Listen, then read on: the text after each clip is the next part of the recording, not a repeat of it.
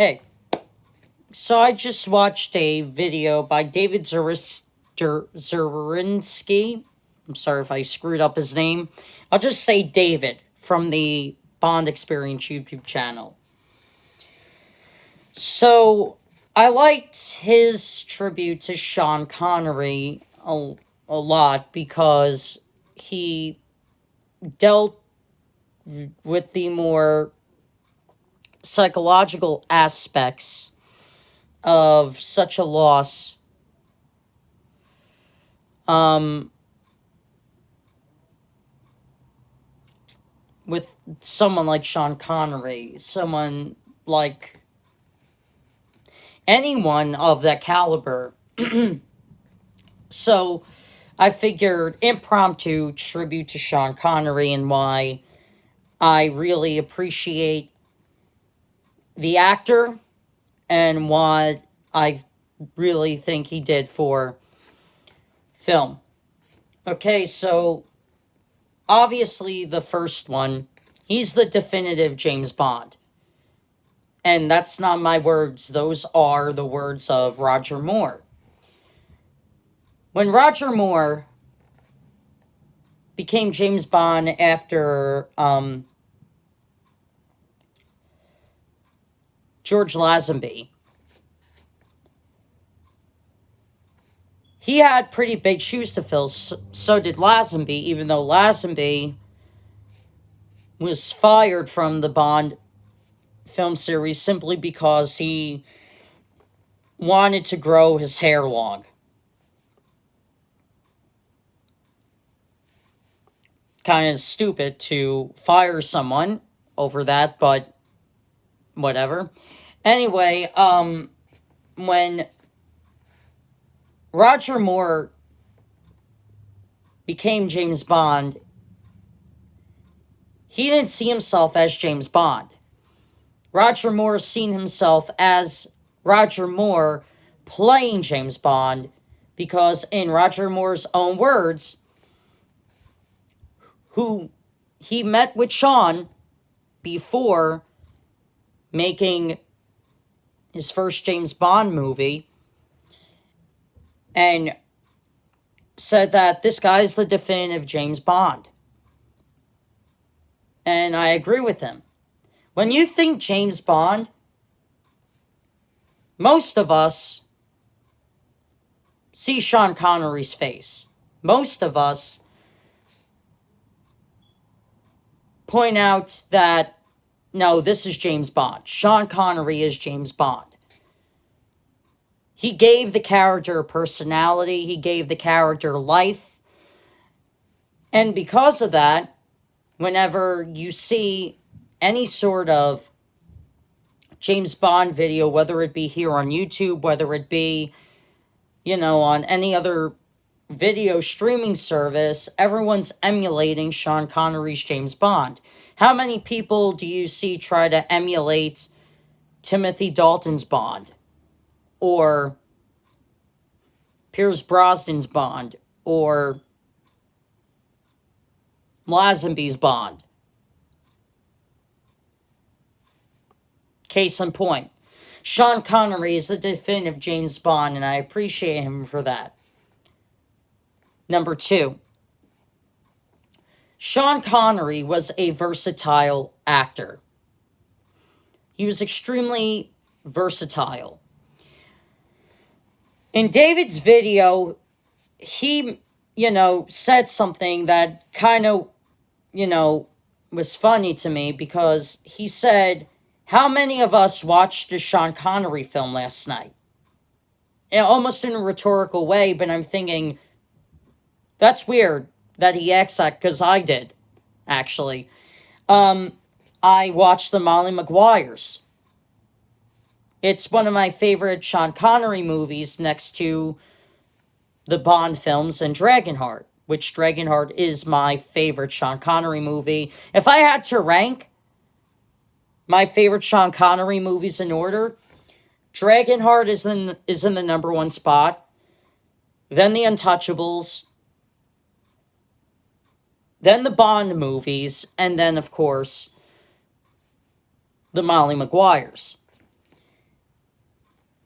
I have a lot of other Sean Connery movies to see, even though I did see one years ago where it was the first one where he played a criminal that escaped from prison, and it was the first movie that he played any character without a wig on, or as they would say in Britain, a rug. But I don't remember the name of the movie, so I'll have to look it up. So I apologize. Anyway, he was a very versatile actor. He could do fantasy, he could do action, he could do thrillers, he could, play villains. A lot of people were kind of shocked when he was a villain in Hunt for Red October, because people associated Sean Connery with James Bond and other good guys. They would have never thought him good as a villain, but it was a successful movie, and it was the first Jack Ryan film to be made. And then, of course, he played another British spy who wasn't James Bond in the movie The Rock with Nicolas Cage, and there's a James Bond reference because Sean Connery is playing a British spy, which is ironic, even though he was not playing James Bond. And then, of course, his wonderful performance in The Untouchables, where most people, if you ask The Untouchables, they'll quote Sean Connery by saying, "You want to catch Capone? All right, I'll tell you how you catch Capone. One of us pulls a knife, well, you pull a gun. He sends one of yours to the hospital, you send one of his to the morgue. You want to catch Capone? That's how I catch Capone. That's the Chicago way." Everyone remembers that. Why? Sean Connery said it. Sean Connery was able to bring stories to life in a way that most actors of his time, tried to do or tried to make iconic. But in the long run, while those films that these other actors did are film history and they're classics and they have their fan bases, but the actors themselves aren't as synonymously known as Sean Connery is. Whether you're talking about Sean Connery as Malone, whether you're talking about him as Draco from Dragonheart, whether you're talking about him as James Bond, or whether you're talking about him as Jack from the Molly Maguires,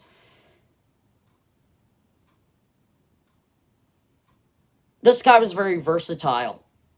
And that's another reason why I appreciate Sean Connery. Always did. Still do. The third reason, I'm in awe of Sean Connery. I already mentioned he's the definitive James Bond. I already mentioned that he was a versatile actor, but that's because of this third reason. He had a gritty personality. His personality was perfect for James Bond. His personality was perfect for Malone. His personality was perfect for Draco. His personality was perfect for Jack in the Molly Maguires. Why? Because all those characters had grit to them. He was an actor's actor.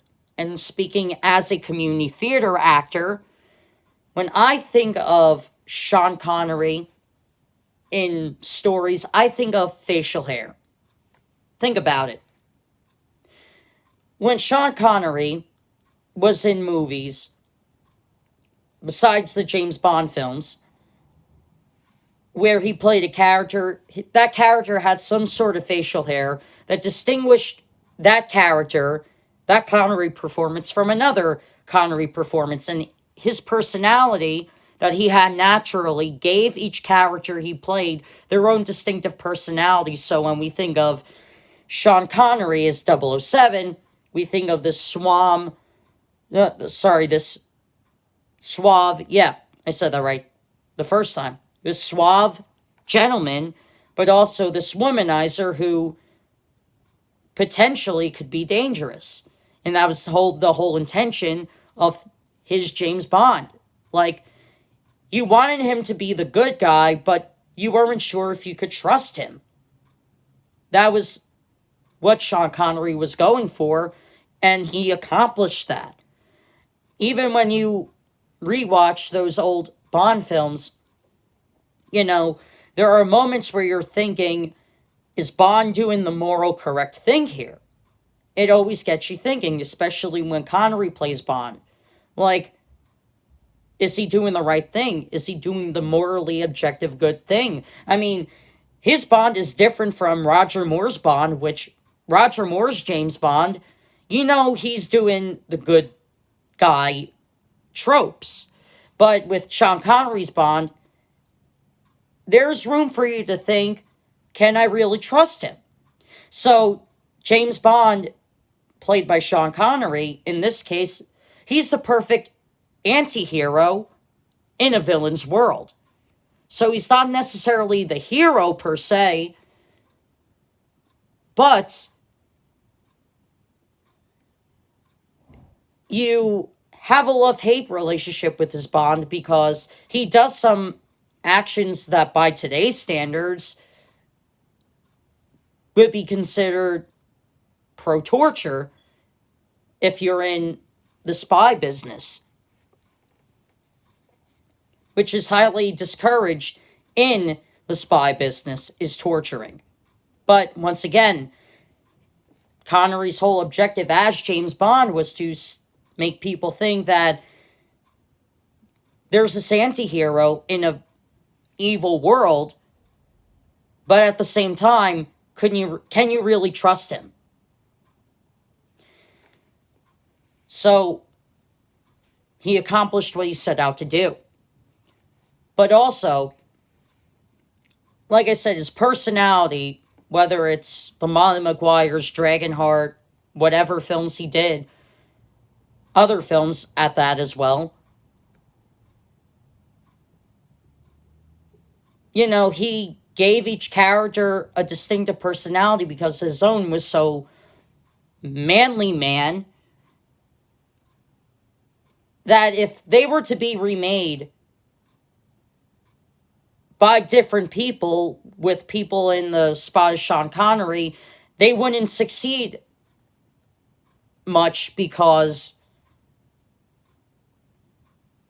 a lot of male actors tend to not have that manly man personality. I mean, sure, you have Hugh Jackman, who's a manly man. You have Russell Crowe, who's a manly man. But in general, most male actors don't have that personality Sean Connery did. He was a true Scotsman from birth to death. He was a proud Scotsman from birth to death, and he brought his pride that he had as a Scotsman to James Bond, to the Molly Maguires, to Dragonheart, to all these roles he played. He brought that pride of Scotland in these roles.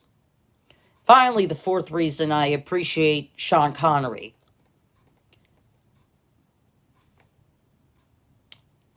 He was a human being. He wasn't perfect by any means. He had his shortcomings. I mean, he did an interview with Barbara Walters where he said, when the situation calls for it, it's okay to slap a woman. Now, I don't agree with that.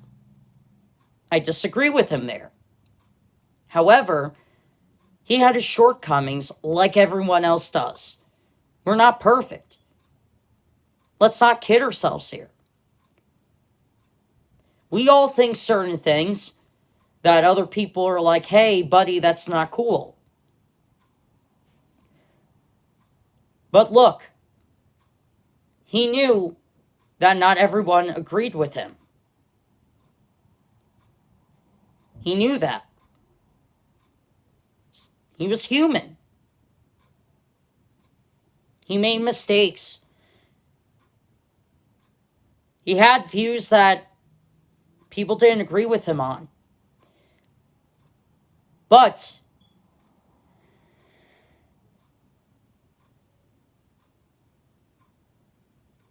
he accepted the fact that not everyone agreed with him. He wasn't going to force people to agree with him. And for that alone,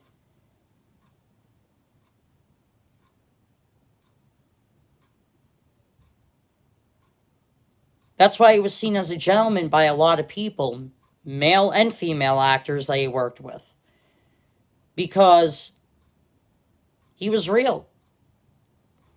He wasn't fake. He didn't pretend to be this Hollywood icon that thought this way or that way because, he made movies in Hollywood, but not just Hollywood, but all over the United States and in Europe as well. But he didn't pretend to be this Hollywood icon that thought this way or that way because that was the in bubble. He had his own thoughts. Not everyone agreed with him, and in fact, a lot of actors criticized him for his comments about slapping women. But they still respected him and worked with him. They could put their differences aside and argue about that stuff later on, but whenever a male or female actor got the chance to work with Sean Connery, they were so grateful that they had that chance.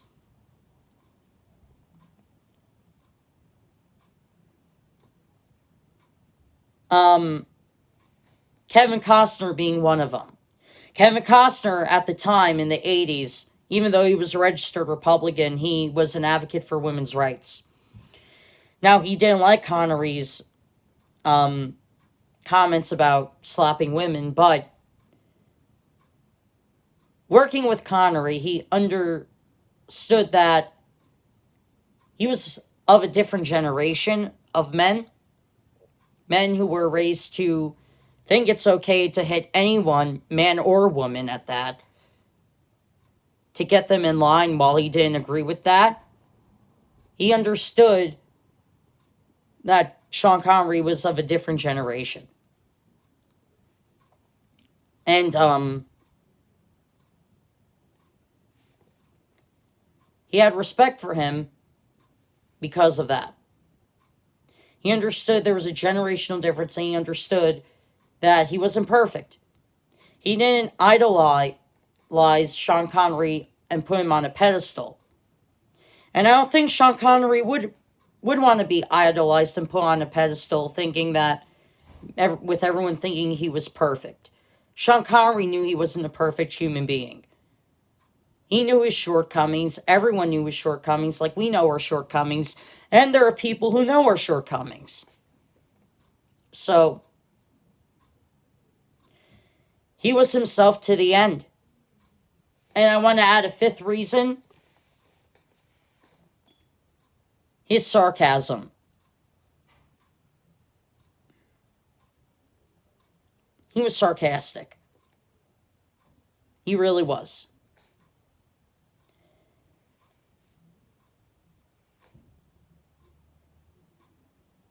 And that was part of his proud Scotsmanship in him, was the sarcasm.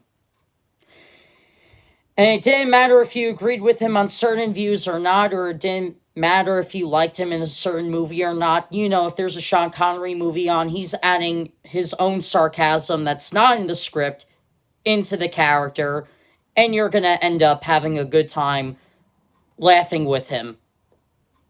Because in the long run, he had a great sense of humor. And to Sean Connery's family, my heart goes out to you during this difficult time.